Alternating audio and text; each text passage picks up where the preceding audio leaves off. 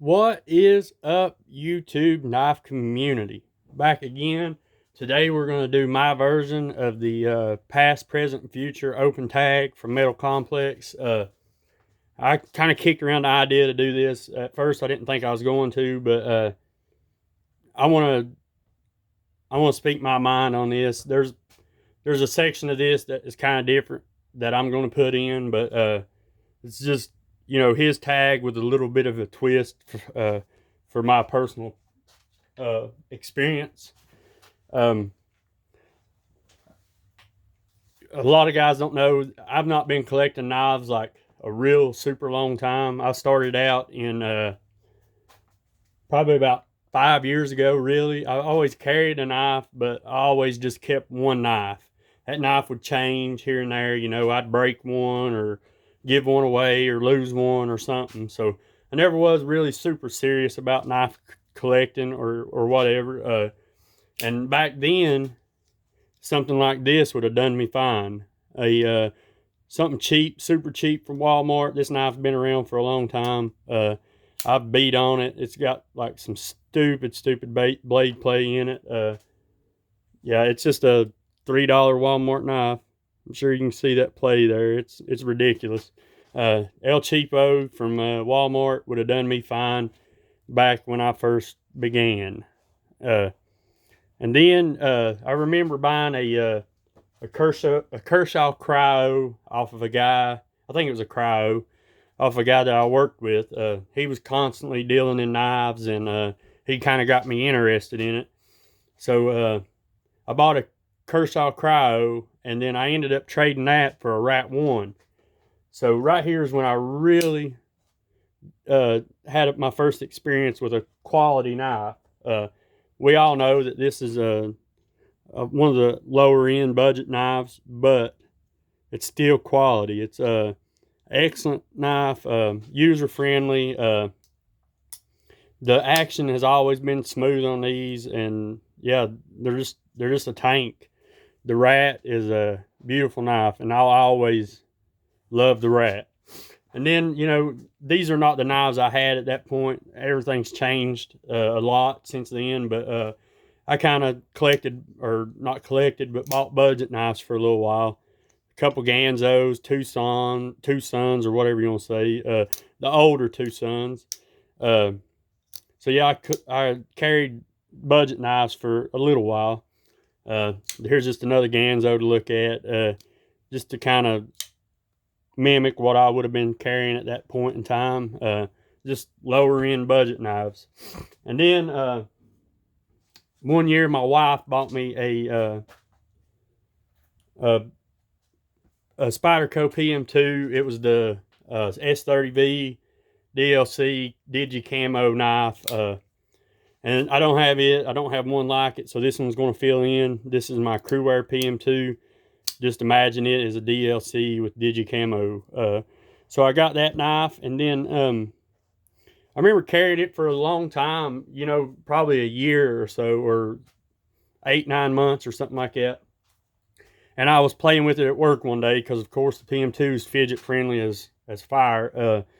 So I was throwing it around and, all that good stuff. And I dropped it on a concrete floor, and I snapped probably about an 1/8 inch off the tip of it. I mean, in my eyes, it pretty much ruined that knife. I never looked at it the same. I ended up reprofiling the blade and selling it, or trading it, or whatever I did. But then I got into the Mannix because I thought that it was a little bit more heavier duty knife. But really the distilled taper are pretty much the same on the knife, so the tip isn't any stronger. It just feels like a more harder use knife. The first Mannix I got was a S30V satin blade black G10, just a plain Jane Mannix. But I don't have it, so this is going to fill in for that. So there's that. So that began my love affair for the Mannix. And still to this day, the Mannix is probably one of my favorite designs. Well, it definitely is one of my favorite designs. So the Mannix is actually what got me into modifying. So I got super interested in personalizing my knives and making them mine and all that.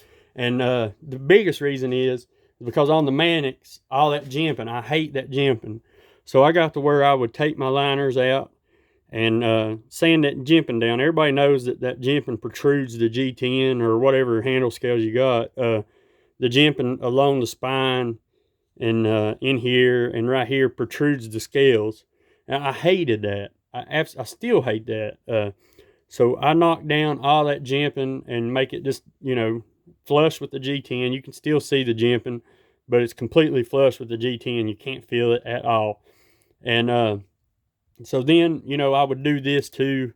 I would knock that jimping down on the thumb ramp because I'm not a huge fan of jimping at all, really. And I would knock it down a little bit in here.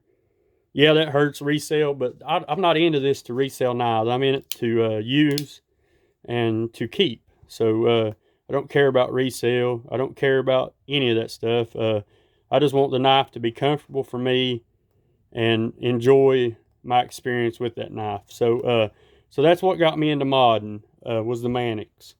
And here's another Mannix because I love Mannixes. This is the one that Kurt modded for me. He knocked down the jimping partially. It's not completely knocked down, but it's good enough to where it don't bother me. This one don't bother me as much as a factory Mannix. So that's when I got into modding. And then around that time I started getting into bushcraft style knives a little more heavily. And so this is where I started out. This is a modified Mora, of course, but it would have been a plain Jane Mora that I picked up and carried in the woods and camping and such. I've always been a big camper, just never really got into the bushcrafty type stuff.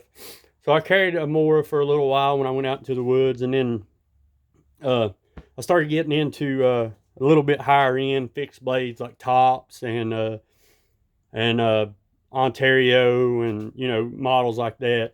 And then one of my buddies picked this guy up at a factory second sale, and this is the Spyderco Bushcraft. And this is where my love affair began with the Scandi grind bushcraft knives. I like the Mora Scandis, but this right here is really what got me into them. No jimping on this knife. Everything is smooth. It feels perfect in the hand. It's just like a perfect grip shape. And polished G10 is beautiful. This is an excellent knife. It is an 01 tool steel, and Spyderco does a great job with 01. And the Scandi grind is spectacular. So that right there is about where I was at that point. So I'm going to pause this and I'll be right back with the present.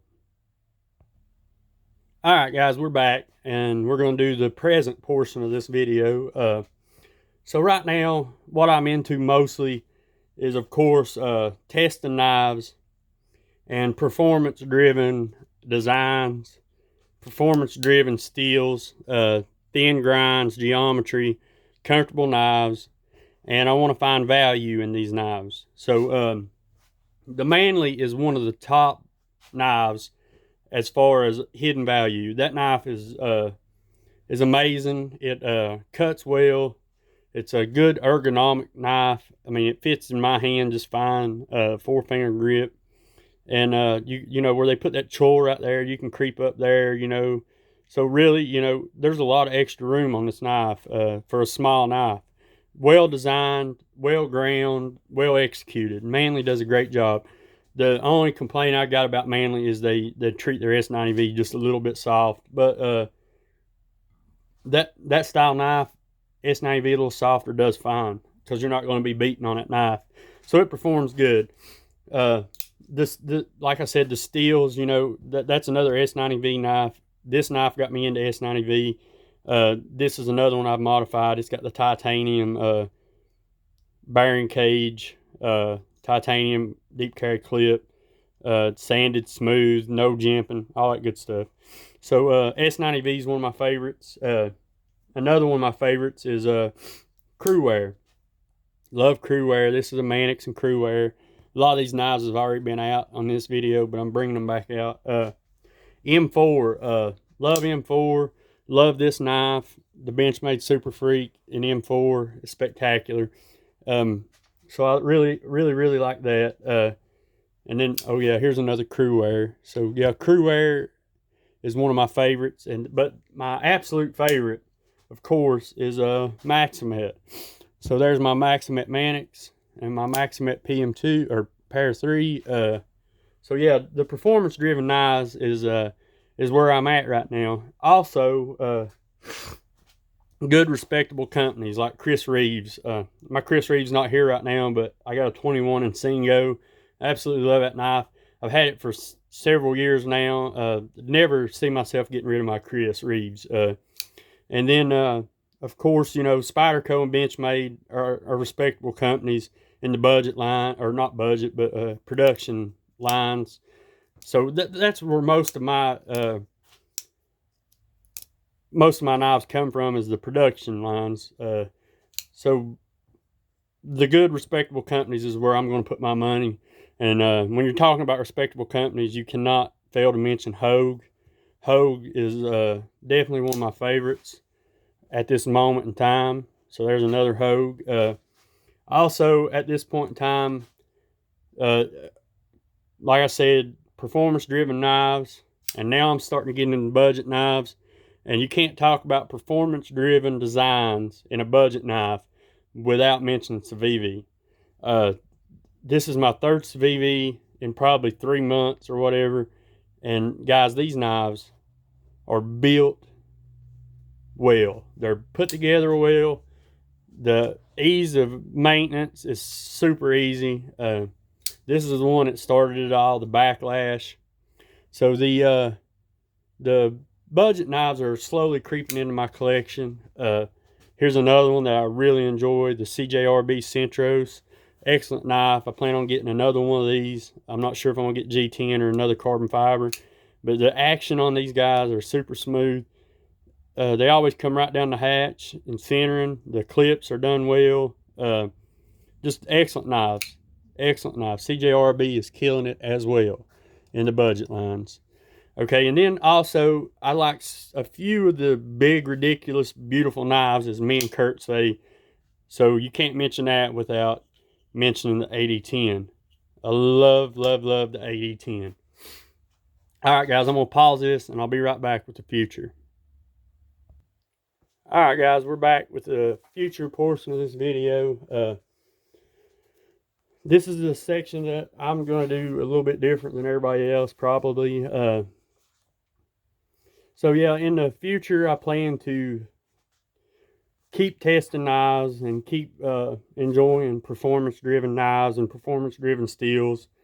But the most important thing to me in my knife collecting and in the knife community is the relationships, the brotherhoods, the friendships, and what people have done for me this year. Yeah, as you well know, I started this YouTube channel this year, started my Instagram account this year, and just everybody reaching out and helping is, and then I plan to try to help people this next year too. Just anybody who's starting a YouTube channel or anything like that, I'm going to return the favor of what these guys have done for me. So yeah, the performance-driven knives are always going to be a part of my future. I plan to maybe get another Chris Reeves this year, maybe. I'm not sure. If I don't get that, it doesn't matter. And obviously, I'm going to stick around with the performance-driven knives and the quality production knives, and finding value in knives and adding those to my collection. But this is what's most important to me, is the Brotherhoods. And I'm going to mention some people, and it's not in any particular order. It's just, it's all jumbled up. But these are the guys who've helped me and who I definitely plan to continue to grow friendships with. First up is my buddy, my brother, Dave, DJM Blades. He sent me this gift this year. He also sent me the Praxis the other day. Excellent guy. If you guys haven't followed my good buddy Dave, go follow Dave. He's a spectacular guy who will give you the shirt off his back and he's a perfectionist and an awesome guy. Next up is my good buddy Kurt, JCoolG19 on Instagram. And this is probably the best gift that he's given me this year. And it's just a Sandran move, 14C28N, but what he did to it's what matters. He put his heart into this knife for me, etched my logo, and etched one of his logos. It says J Cool tested. So he tested this knife and he laser etched it for me. And it is a spectacular knife. Smooth action, big beefy stock, excellent thumb studs. Anyway, Kurt, I definitely plan on continuing building a relationship with Kurt and meeting him this year too at Blade Show. Okay, and then you can't mention Kurt without mentioning his lovely wife, Beth, Mrs. J Cool on Instagram. Go check her out. Kurt and Beth are two of the most extraordinary people that I have ever come in contact with. If you don't follow them, follow them. Next up is this guy has done so much for me this year. And yeah, JB from Big Red EDC. Absolutely love JB. He's an awesome guy. He sent me several gifts this year. This is the one that's right in front of me right now. Of course, he sent me a Rough Rider, and this is the copper coil. Can't remember which pattern this is, but it's a great little knife. Absolutely love it. JB is a spectacular guy. Awesome. If you haven't checked out JB, go check out JB. Definitely Sean from Gear Toward Gear. Sean has helped me out a lot this year. And this is the first knife he gave me, I think. Anyway, it's one that he gave me. I did some work for this one, but still, he didn't have to do what he did. Excellent guy. He's always sending me swag for giveaways and stuff. Sean, great guy. Definitely continue building that relationship. And then I got to mention Zeb from Woodland Tactical. Zeb, in the beginning, gave me numerous shout outs and helped me get some subscribers over and stuff. He's always done that for everybody. He's a good-hearted guy who likes to help. So, Zeb, thank you, brother. Next up is a relationship that I recently started building. This guy's amazing. He's just a very supportive guy of the whole YouTube community, and that would be my good buddy Paul from Knife Slicers. If you haven't checked him out, go check him out. Man, he's got a beautiful collection. Awesome guy. Next up, Jared and Kara Neves from Neves Knives. They gave me that shout out on that Spotty Rat, and man, that crap has taken off. The Spotty Rat has completely blew up, and it's a lot of thanks to Neves Knives. Good people, excellent reviews. Go check them out. Next up, good buddy Justin from BCS, Blue Collar Survival. Justin was a big reason why I started my channel, because when I see him doing videos, I kind of picture myself. We're a lot alike. We kind of resemble each other a little bit. Big beards, dark hair, and we're both crazy. So he's a big reason I started my channel. Shout out to Justin from Blue Collar Survival. And then next up, Super Steel Steve, man. Guys, Steve is an awesome dude. A lot of people take him the wrong way or whatever, man. Steve is a freaking awesome guy that he too would give you the shirt off his back. I don't have a sticker for Steve. This is the infamous Strider that he broke the tip on. I happen to have it right now. It's still his knife. I got to send it back to him. But Steve, excellent guy. Man, he's so sharp, smart as he can be. Knows a lot about knives, knows a lot about steel, and knows a lot about a lot. I mean, he's a sharp guy. Go check him out. Next up is Roman from Case Knife Switzerland. Gave me the opportunity to test this knife, and my first experience was 4V. Excellent knife. The guy builds knives insane. I mean, he's just an awesome builder and an awesome guy too. A wealth of information comes from Roman. Just an excellent guy. Appreciate everything he's done for our community too. Next up, Scott Big Boy Williams. I don't have a sticker or anything from Scott yet, but Scott's a great guy. always doing stuff for everybody in the community. Go check him out. And to piggyback off of Scott, Acuminous Edge, go check him out. Big microtech guy, and he's constantly helping out people in the community. That means a lot to me, seeing people help others out. That's what this is all about to me, I think. Next up, Clint from Alchemy One. Clint is the one who got this ball rolling with Hogue. And to be honest, that's kind of when I started getting interested in Hogue. Again, Clint is a sharp guy, knows his stuff, excellent dude. Go check him out. Next up, Zach Stuff. Just a wealth of knowledge, a great guy who's helping people out in the community. At the end of every video, he always says, do something kind for someone. And he's always doing something kind for someone. So go check him out. Great guy. Awesome for our community. Next up, Ben from Blade Banker. This is a recent relationship that I just started building. And this is going to go into the future, I know, because Ben is an excellent guy who does excellent things for everybody that he comes in contact with. He's got a lot going on in his life, but that don't slow him down. He's just a great guy, and you guys should check him out. So this was a gift from him, the Pena X Series Rhino. Excellent knife, excellent guy. He's got a badass collection, and he's not afraid to share it with everybody. So go check out Ben, awesome guy. Next up is my good buddy Micah from Black Bear Custom Kydex. And I'm going to have to just throw this down there somewhere. I'm going to move Zeb's sticker right here, maybe. But Micah has always helped me out, sending me content, knives to test and review and to work on and all that good stuff. And I always get a decent deal on the Kydex from him.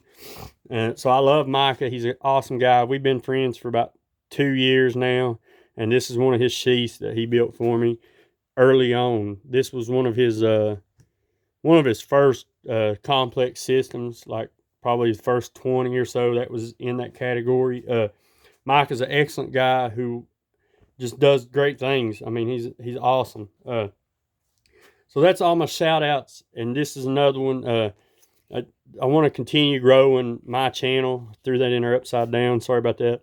But Hilltop Knives and Gear on YouTube and my Instagram account, I want to continue growing them to get information out there to the community.